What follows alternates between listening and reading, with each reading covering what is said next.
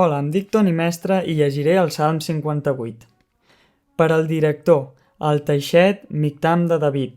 Parleu de veritat, justícia en silenci, jutgeu amb rectitud, fills d'Adam, més aviat, en el cor promoveu iniquitats, imposeu a la terra la violència de les vostres mans. Els malvats s'esgarrien des de la matriu, s'extravien des del cim etern, parlen mentida. Llur verí és semblant al verí de la serp, són igual que l'àspid sord que tanca la seva orella, que no sent la veu dels xiuxiuadors, d'algun encantador destre en encanteris.